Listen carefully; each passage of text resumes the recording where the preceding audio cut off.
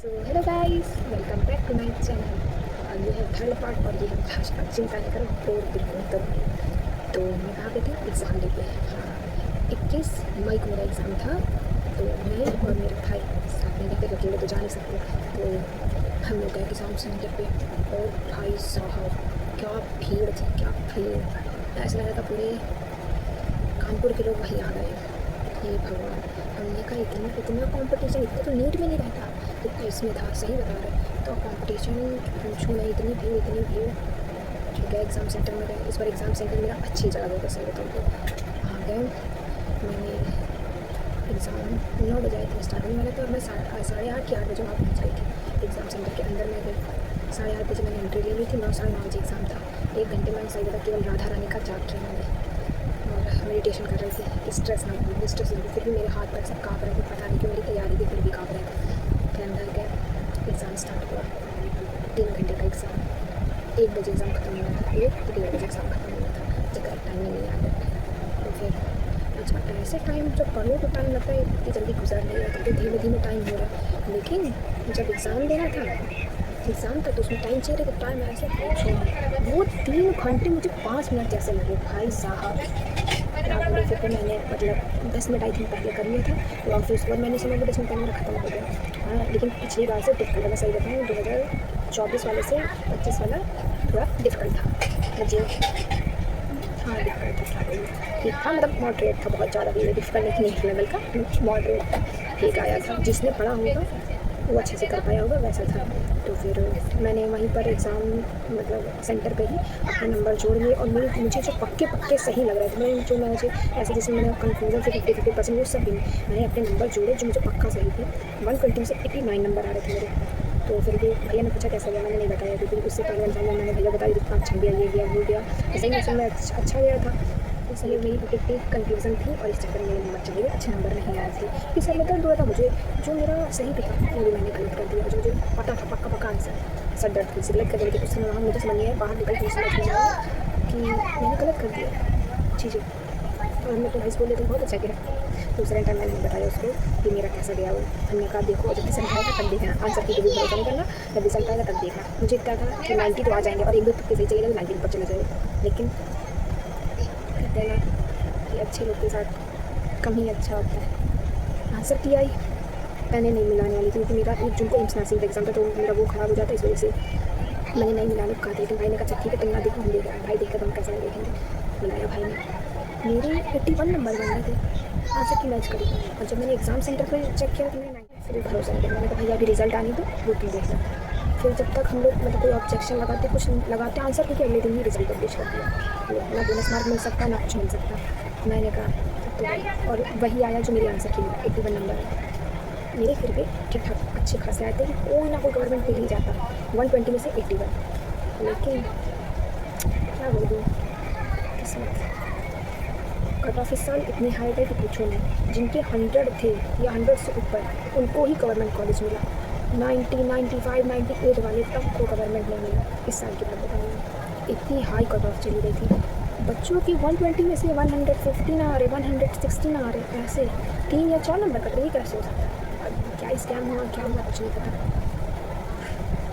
फिर भी कुछ कर नहीं सकते थे, उसकी वजह से मेरा 1 जून का एग्ज़ाम था।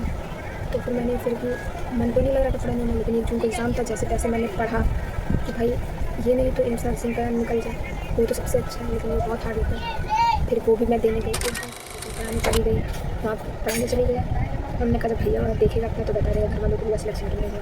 तो जब घर आया तो भैया करने का, भैया को पता चला, मैंने कहा पता चला, हमने बता दिया। तो फिर कुछ देर बाद मुझे पता चला, तो कुछ देर बाद रिजल्ट आया, तब जो हम लोग का स्कोर कार्ड होता है वो आया। उसमें फिर दिखाया कि कितना सही है कितना गलत है। उसमें मेरे आई थिंक मैंने कितने 78 अटेम्प्ट करे थे और मेरे 22 राउंड दिखा रहे थे।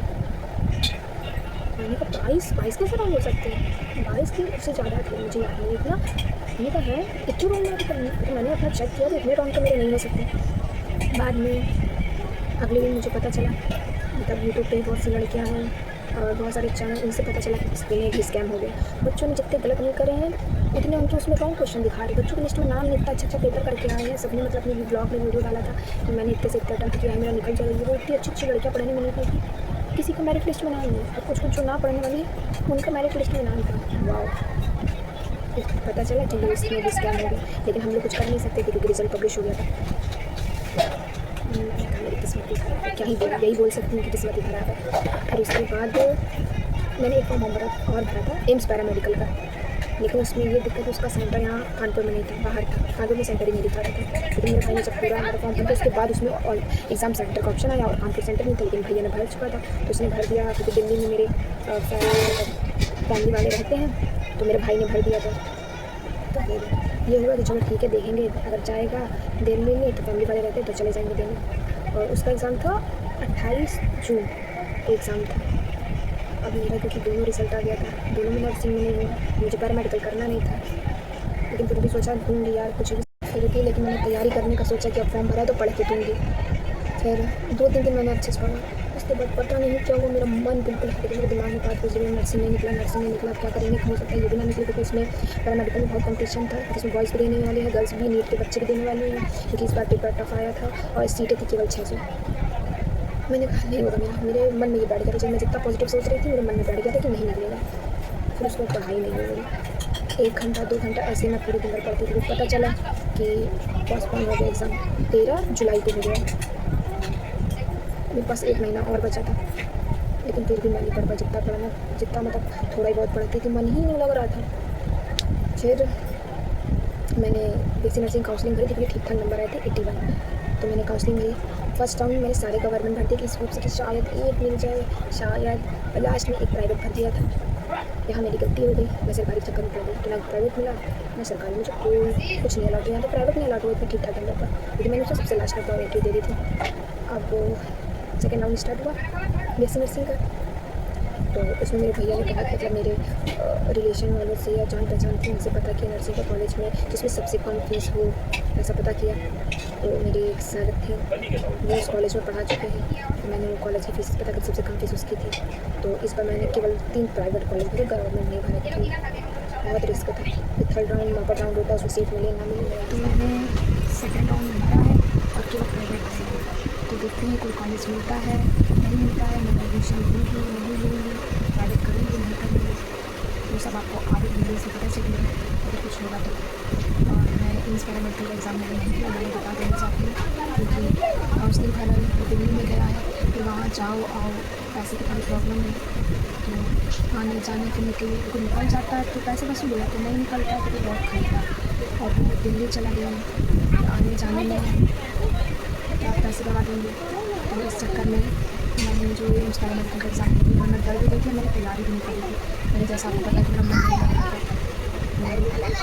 आगे देखते हैं, आपको आगे वीडियो से पता चलेगा। Bye, like, comment, share.